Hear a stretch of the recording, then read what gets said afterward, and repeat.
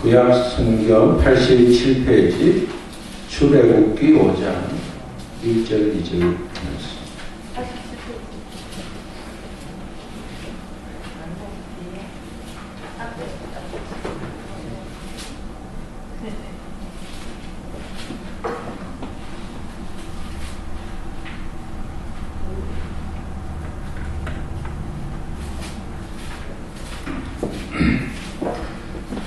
그 후에 모세와 아론이 바로에게 가서 이르되 이스라엘의 하나님 여호와께서 이렇게 말씀하시기를 내 백성을 보내라. 그러면 그들이 광야에서 내 앞에 절기를 지킬 것이니라 하셨나이다. 바로가 이르되 여호와가 누구이기에 내가 그의 목소리를 듣고 이스라엘을 보내겠느냐. 나는 여호와를 알지 못하니 이스라엘을 보내지 아니하리라. 하나님께서 모세와 아론에게 주신 사명은 바로에게 가서 내 백성을 보내라. 그리하면 광야에서 절기를 지킬 것이다 하는 것이었습니다. 모세는 하나님이 주신 소명을 받고 아론과 함께 바로 앞에 서서 나의 백성을 보내라는 하나님의 말씀을 전하게 됩니다.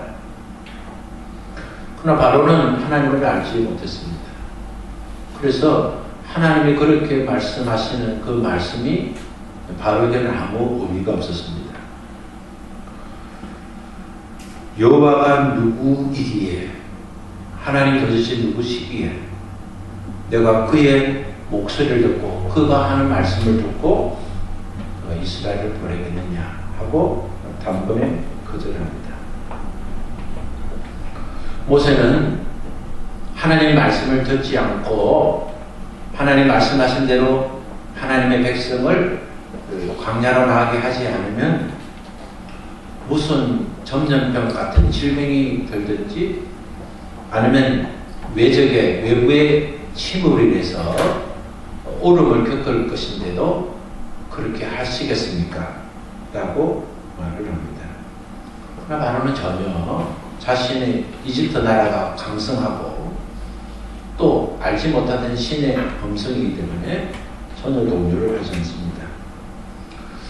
그리고 또 그 모세의 이야기를 들어주면 이스라엘은 일할 수 있는 장정, 20세 이상 장정만 60만 명인데 60만 명을 단번에 며칠 동안이라도 일을 하지 않게 되면 이집트의 모든 경제력에 마비가 생깁니다. 철도에서 노조에서 차를 운영하지 않겠다. 그 정도만 돼도 정말 교통에 여러 가지 어려움이 생길 수밖에 없는데 모든 일할 수 있는 60만 명이 이상이 되는 사람들이 일하지 않고 이집트를 떠나겠다, 잠시 쉬겠다는 것은 굉장한 충격적인 내용이었습니다. 이집트의 성을 삼고 이집트의 길을 닦고 이집트의 경제의 모든 동력을 히브리인들이 하고 있는데 그들이 가겠다 하는 이야기를 들으면서 바로의 마음속에는 생각이 들었습니다. 이 사람들이 시간이 좀 많다 보니까 일이 힘들지 않으니까 게을러서 그렇게 하는가 보다는 그런 생각을 하고 바로는 감독자들과 또 감독자들에게 하청을 받아서 일하는 그리고 그것을 기록하는 기록원들에게 명령을 내립니다.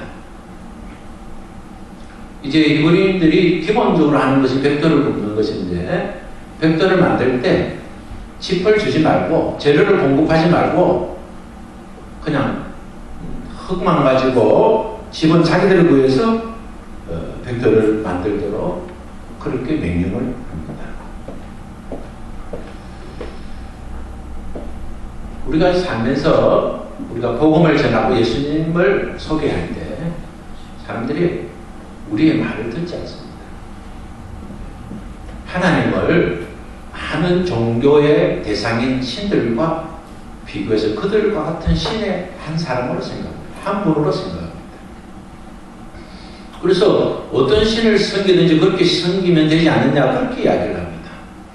나는 신을 안 섬기도 나는 착하게 사는 게 괜찮다 할 정도로 그렇게 말하는 어리석은 사람도 있습니다. 하나님은 많은 신들 가운데 한 분이 아닙니다. 하나님은 어떤 신들과 비교하면 안 됩니다. 비교할 수 없습니다. 이제 바로는 많은 신들 중에 한 사람으로 생각했기 때문에 결국 모세와 아론의 이야기를 듣지 않고 오히려 한 수를 더 떠서 그렇게 어떤 소리를 하는 걸 보면 저들이 겨루든지 저들이 여유 있는 시간이 많으니까 저는 말을 한다고 생각을 했습니다. 모세와 아론이 바로에게 하나님의 음성을 전한 후에 모세와 아론이 하나님의 뜻을 전한 후에 이스라엘 백성은 고통에서 자유가 된 것이 아니라 고통이 더 가중되었습니다. 과거에는 벽돌을 만들 때 집을 공급해 주기 때문에 집을 가지고 흙과 이겨서 벽돌을 만드는 것이 쉬운 거지만 이제는 집이 없기 때문에 그 집을 직접 구해와서 자재를 구해와서 벽돌을 만들기 때문에 노동력과 시간이 엄청 많이 걸렸습니다. 출근 시간이 빨라지고 퇴근 시간이 늦어지게 된 거예요. 많은 노동력을 쓰기 때문에 가족과 같이 있을 시간이 줄어들고 환경과 조건의 힘듦으로 인해서 짜증이 나고 힘든 일이 겹겹이 쌓이게 되었습니다. 그들은 정한 시간보다 더 열심히 일을 했지만 요구하는 기본 생산량은 변하지 않기 때문에 자연스럽게 자재를 가져와서 벽돌을 만들기 때문에 생산이 줄 수밖에 없었습니다. 그러자 감독하는 기록원들은 이집트 사람으로부터 매를 받게 됩니다.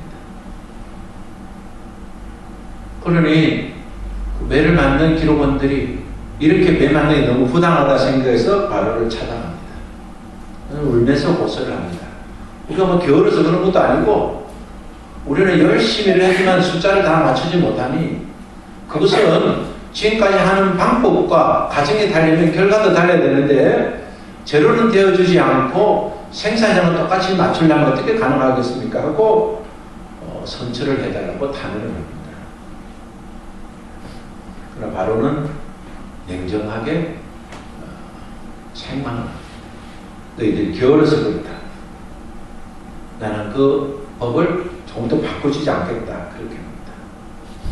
히브리 기록원들이 바로를 만나서 정말 냉담한 대우를 받으면서 나오다가 모세와 바로를 만나게 됩니다.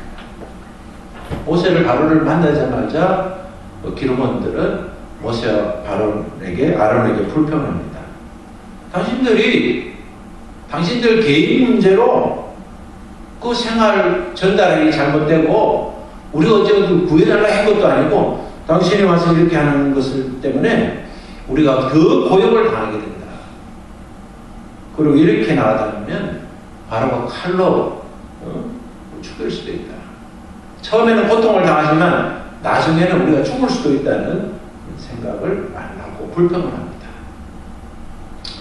모세가 참 위대한 사역자인 것은 그가 그 백성들이 자기에게 불평을 하고 자기 정말 불평의 말과 비난을 했지만 끝까지 그것을 들은 것이 모세다운 면모를 볼 수 있습니다.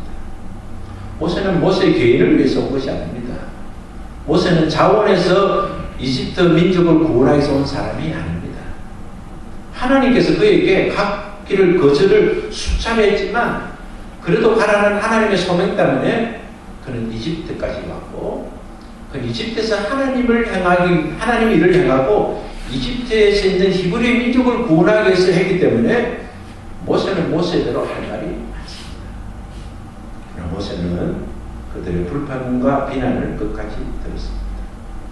그러나 그 비난과 불만을 들은 후에 모세의 마음은 얼마나 착잡했겠습니까? 그는 하늘이 무너지는 같은 마음이 생겼었겠습니다. 왜 하나님은 구원을 이루어주지 않고 왜 백성은 나를 비난할 수밖에 없는지를 그는 비참한 마음으로 하나님께 기도했습니다. 22절을 보면 그는 하나님께 기도하면서 그는 23절에 이런 기도까지 시작이 됩니다. 주께서 약속하신 대로 주의 백성을 구원하지 아니하시나이다. 왜 하나님 약속했으면, 하나님의 뜻을 전했으면 바로가 달라져야 되고 구원이 일어나야 되고 좋은 일이 일어나야 되는데 왜 그렇습니까? 어찌 하나님이 또 나를 부르시기는 왜 부르셨습니까? 백성들이 어려움을 주는 것도 마음이 아프지만 그런 어려움을 이기지 못하고 있는 내 자신을 보면서 소명마귀까지 언급하면서 어찌 하나님께서 나를 부르셨습니까? 라고 모세는 스스로 책망을 하게 됐고 의문을 갖기 시작합니다. 하나님은 모세의 기도를 들으시면서 하나님이 말씀해 주셨습니다. 우리가 탄식하고 기도하면 하나님 위로해 주시고 응답해 주십니다. 하나님의 응답은 새로운 말씀이 아니라 모세가 알고 있었던 하나님의 약속을 다시 한번 재확인시켜 줍니다. 하나님은 떨기나무 주신 그 약속대로 나는 여호와이다. 나는 스스로 존재하는 자존자다. 나는 구원자이다는 여호와 야훼 하나님인 것을 말씀해 주셨고 너희 조상들과 약속했던 그 약속은 반드시 이루어 주신다고 말씀을 하셨습니다. 하나님께서 우리가 상심하고 있을 때, 우리가 좌절에 빠져 있을 때 하나님 우리를 근구해 주십니다. 우리가 기도해야 될 이유가 있다면, 우리가 기도하는 이유가 있다면 하나님 우리의 탄식을 들으시고 우리의 상심과 우리의 좌절을 하나님께 근고해 주시기 때문인 것입니다. 문제는 하나님께서 이제 모세의 기도를 들으시고 너는 이제 다시 바로에 가서 하나님의 뜻을 전하라는 사명을 받게 됩니다. 모세는 그 미디안 광야에서 출발하기 전에도 어려웠지만 이제 이집트에 와서 바로 앞에서 그의 형과 함께 하나님의 뜻을 전한 이후에 바로가 완강하게 거절을 하고 더 백성에 가중한 부담을 주고 백성을 이해하지 못하고 모세를 비난하는 그런 상황 속에 다시 바로에 가서 하나님 주신 사명을 감당하기가 힘들었습니다. 그는 과거의 실패 경험이 자기를 붙들었습니다. 그리고 원망받고 있는 현재의 경험이 그는 힘들 수밖에 없었습니다. 모세는 좌절하게 되었습니다. 그러니까 하나님께서 그에게 말씀하셨기 때문에 모세는 바로 앞에 설 수밖에 없었습니다. 성경을 계속 보면 하나님께서 계속해서 바로의 마음을 완악하게 하셨다고 계속 기록하고 있습니다. 아니 하나님은 왜 바로의 마음을 완악하게 하셨을까? 여러분 그런 질문을 한 적이 없습니까? 하나님께서 바로의 마음을 완악하게 하신 이유들이 있습니다. 그 첫 번째는 하나님의 바로와 신하들과 이집트 사람들에게 하나님이 어떤 분이신가를 알려주기 위함이었습니다. 바로는 지금 하나님을 어떻게 생각합니까? 바로는 이집트에서 생기는 20여 가지의 신들 가운데 한 신 정도로 생각하고 이집트에서 생기는 신 가운데 속해진 않았던 신이기 때문에 그의 노예들 히브리의 신이기 때문에 오히려 더 저급한 신으로 생각하고 있었습니다. 그래서 하나님은 바로의 마음을 계속해서 완악한 마음을 주어서 하나님의 말씀을 순종하지 않으면 않을수록 하나님의 말씀을 거절하면 거절할수록 하나님이 어떻게 임하시는지 하나님의 능력, 하나님의 권세, 하나님의 말씀의 성취에 대한 것을 바로와 바로의 신하들과 이집트 사람들에게 알려주기 위해서 하나님은 바로의 마음을 완악하게 하셨습니다. 하나님은 많은 신들 가운데 한 분이 아니라 하나님은 그 신들과 완전히 구별된 거룩한 하나님이신 것을 어떤 신보다 비교할 수 있는 완전한 하나님이신 것을 그 하나님 앞에는 순종하지 않으면 안 되는 하나님인 것을 하나님이 바로와 그의 신하와 백성들에게 알려주기 위함이었습니다. 또한 하나님은 하나님의 백성인 히브리 민족에게도 그것이 필요했습니다. 히브리 민족은 그의 조상으로부터 구전으로 들은 하나님을 경험했지만 그들은 이미 400년 동안 이집트에서 이집트인들이 섬기는 신의 함으로 그들의 신앙은 연약했습니다. 그래서 하나님은 하나님의 백성들에게 하나님은 어떤 분이신 것을 알리기 위하여 이스라엘 백성이 아직도 경험해보지 않았던 하나님, 오직 하나님만을 믿고 오직 하나님만을 섬기고 오직 하나님 말씀에 순종해야 될 수밖에 없는 그런 사건들의 경험을 통해서 하나님은 그것을 교훈하고 싶어 했습니다. 실제로 이집트에 있는 히브리 민족은 그들이 바로를 통해서 아픔과 고통을 겪으면 그것을 하나님께 탄원해야 했습니다. 그러나 기록원들이라는 그 지도자들은 자기의 일량이 늘어나고 고통이 늘어날 때 바로에게 찾아가서 너무 힘듭니다, 억울합니다 하고 탄원한 것을 보면 그들의 신앙은 하나님과 연관된 신앙으로서 연약했다는 것을 확인할 수 있습니다. 그래서 하나님은 그 바로의 마음을 완악하게 하는 가운데 바로가 순종하지 않으면 않을수록 힘들고 어려움을 겪어야 하고 하나님의 일하심을 보기 위해서 그들에게 교훈하시기 위함을 생각해 볼 수 있습니다. 세 번째 이유가 있다면 이제 성경을 읽는 하나님의 백성들이 하나님의 일하심을 보면서 하나님 말씀을 왜 순종해야 되는지 하나님 다른 신들과 정말 확연하게 구별된 것을 확인해 주기 위해서 하나님은 바로의 마음이 완악하도록 내버려 주심을 우리는 볼 수 있습니다. 모세 아론은 하나님의 말씀 앞에 순종해서 바로와 신하들 앞에 섰습니다. 하나님 말씀하신 대로 그들이 표적을 구하거든 표적을 행해라. 우리가 예수 믿는 사람의 신뢰가 뭡니까? 너가 예수 믿는 사람이라면 그 증거를 보여달라. 사람들이 때로는 말로 하지만 수많은 사람은 말을 하지 않은 가운데 우리를 향하여 보고 있습니다. 듣기를 원합니다. 당신이 예수 믿는 사람으로서 나를 전도한다면 그럼 예수 믿는 사람의 그 실력과 예수 믿는 사람이 누리는 그 축복과 예수 믿는 사람의 그 능력을 보여달라는 것입니다. 오늘 예수 믿는 부모를 가진 사람, 예수 믿는 자녀를 가진 사람은 자녀들은 부모를 봅니다. 우리 부모님이 예수님을 잘 믿는다면 그 잘 믿음을 보여달라고 요구하고 있습니다. 오늘 우리 그런 책임이 있습니다. 왜 믿는 가정의 자녀들이 타락합니까? 왜 믿는 가정의 자녀들이 믿지 않고 어떤 길로 갑니까? 그 부모를 통해서 하나님이 살아계시고 역사하시고 인도하시는 것을 목격하지 못하는 것이 많은 이유 중에 큰 이유로 자리 잡기 때문입니다. 오늘 믿음의 아들들은 그의 부모에게 믿음의 하나님을 전문해야 됩니다. 오늘 우리는 세상 가운데 소금으로 빛으로 살아야 될 이유가 있다면 우리를 통해서 하나님을 나타내지 않으면 결코 우리를 통해서 하나님이 일하심을 나타낼 수 없기 때문입니다. 하나님은 모세와 아론에게 말씀하셨습니다.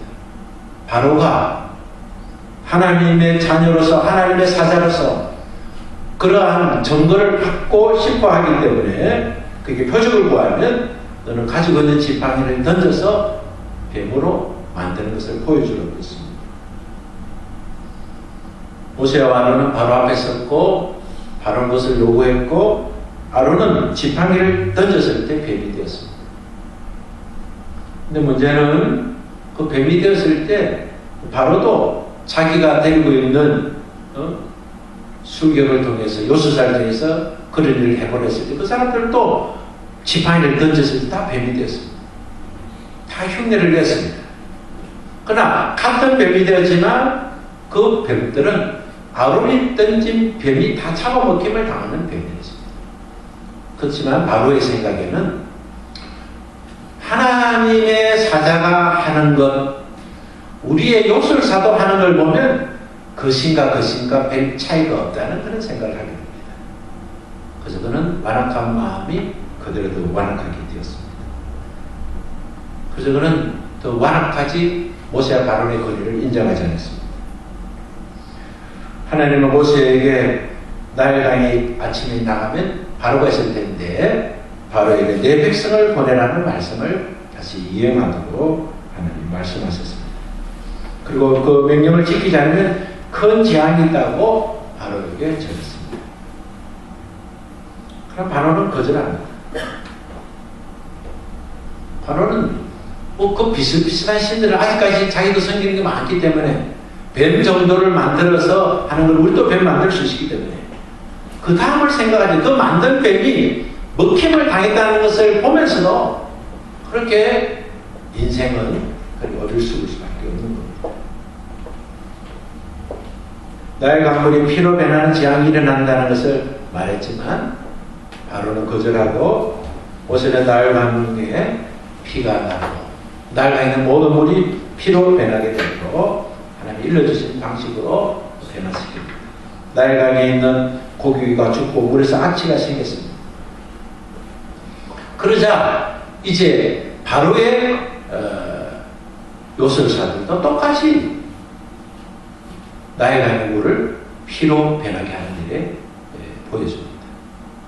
그 바로가 볼 때 그 신이나 그 신이랑 비슷하네 이런 생각을 합니다. 그래서 성경 읽을 때마다 여러분도 마찬가지겠지만 아니 바로를 위해서 일을 한다면 물이 피로 변할 때 피로 된 것을 물로 변하든지 피로 변하는 것을 줄이든지 문제가 생기면 문제를 줄여야 되는 것이 실력이지 문제를 더 악화시키는 것을 보면서 바로의 마음이 변하지 않는 것을 보도 야 정말 바로도 대단한 사람이라는 그런 생각을 해봅니다. 첫 번째 재앙에 이어서 두 번째 재앙은 이제 요술사들도 똑같이 했던 재앙으로 발전합니다. 두 번째 재앙은 개구리 재앙인데 개구리 재앙을 내리게 돼도 하나님께서 모세를 통해서 재앙을 예고했습니다. 그럼 바로가 그런 재앙을 해도 별 반응을 보이지 않자 이제 개구리 재앙이 나타납니다. 이 개구리들이 하숫가에서 모질러 올라가지고 그런마다 다 들어갑니다.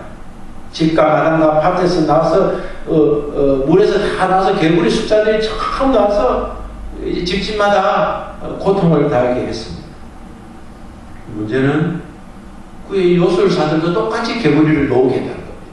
아니 개구리가 놓으면 개구리를 들어가게 하든지 개구리를 죽게 하든지 이렇게 해야 되는 것인데 바로가 볼 때는 하나님의 사자가 개구리를 물에서 나오게 하고 자기 요술사를 나오게 하는 거면 그 신이나 비슷한 생각을 했습니다. 그러나 너무 고통이 가중되니까 바로가 이제 그만 중단해달라. 내가 너희 백성을 내가 보내겠다라고 처음으로 백성을 보내겠다고 약속을 합니다. 그런데 바로 모세가 그 이야기를 듣고 하나님께 기도하고 모든 개구리가 다 죽게 되자 그 죽은 개구리들을 다 모았더니 얼마나 개구리가 많은지 무더기가 쌓여 땅에서 악취가 심했다고 성경이 기록하고 있습니다. 개구리가 다 죽은 거고 고통이 다 사라진 이후에 바로 마음이 바뀝니다. 오늘 생각을 하지 않습니다. 첫 번째 재앙과 두 번째 재앙은 이집트 요술사들이 흉내를 내었지만 이 세 번째 재앙은 이집트 요술사들이 흉내내지 못하는 재앙이 임했습니다. 하나님께서 땅의 먼지를 치면 이가 되어서 내리는 재앙이 세 번째 재앙입니다. 이라고 우리는 번역되었지만 조금 더 원문을 접근해보면 이라는 표현보다 목이라는 표현이 더 적합한 표현이라 할 수 있습니다. 뒷글을 치니까 모기들이 때를 기어가지고 모든 사람과 생축의 코와 눈으로 막 파고 들어갑니다. 얼마나 힘들고 괴롭힘을 당하겠습니까? 그래서 이 요술사들도 그것을 한번 흉내내보려 했지만 세 번째 재앙부터는 흉내를 낼 수 없었습니다. 그러니까 이제 이집트에 있는 요술사들도 인정합니다. 하나님의 능력이라 그렇게 인정합니다. 그래도 바로의 마음은 완악해서 듣지 않습니다. 네 번째 재앙이 나타났습니다. 파리 재앙입니다. 바로의 마음이 왕문악하고 불순종하기 때문에 네 번째 재앙 파리 재앙이 났는데 파리 재앙은 이제부터 달라지기 시작합니다. 히브리인들이 사는 데는 파리떼가 가지 않고 히브리인이 살지 않는 지역만 파리들이 오글오글하게 나타나서 괴롭힘을 당하는 겁니다. 까맣게 몰려오는 파리떼들의 공격을 참지 못한 바로는 이제 내 백성을 보내리라. 그들이 나를 섬기기라는 하나님의 말씀에 이제 순종을 합니다. 그러나 재앙이 멈추자 그런 백성들을 보내지 않고 애굽 땅에서 이집트 땅에서 제사를 드리도록 허락을 합니다. 그렇게 멀리까지 가지 말고 강양까지 가지 말고 제사는 드리지만 여기서 드리라는 제안을 합니다. 사람들이 현대인 가운데 그런 사람들이 많습니다. 교회를 꼭 가서 예배 드릴 필요가 있나? 집에서도 얼마든지 예배 드릴 수 있다. 방송만 켜면 기독교 방송이 있으니까 CT에서 켜놓고 예배 드리면 된다. 인터넷으로 우리 교회가 이제 영상하는 예배장 실시간 방송하니까 켜놓고 하면 된다. 그래서 교회를 가지 않습니다. 그래서 예배 드리고 헌금은 온라인으로 보내고 그렇게. 몸이 너무 아프든지 어쩔 수 없이 교회를 갈 수 없는 사람은 그것이 하나의 최선이 될 수 있습니다. 그러나 자신이 섬기는 교회 가서 충분히 예배를 쓴 조건을 갖추고 있음에도 불구하고 자기의 편리함 때문에 자기 이익 때문에 그렇게 하는 것은 옳지 않습니다. 하나님께서 이스라엘 백성을 이집트에서 구원해내실 때에 이집트를 떠나지 말고 거기서 그냥 예배를 드리라는 것이 아니었습니다. 하나님은 내 백성을 보내라는 것은 그곳을 떠나서 하나님이 원하시는 장소로 이동하는 것을 하나님이 원하셨습니다. 바로는 네 번째 재앙이 오기까지 하나님의 말씀을 불순종했습니다. 오시아는 계속해서 재앙들을 여러분에게 소개하겠습니다. 우리가 이 말씀을 들으면서 우리의 신앙의 삶과 바로의 신앙의 태도와 연관된 것을 보면서 잘못된 것을 고치고 변화하고 회복되는 것을 지기를 예수님으로 축복합니다. 다 같이 일어나겠습니다.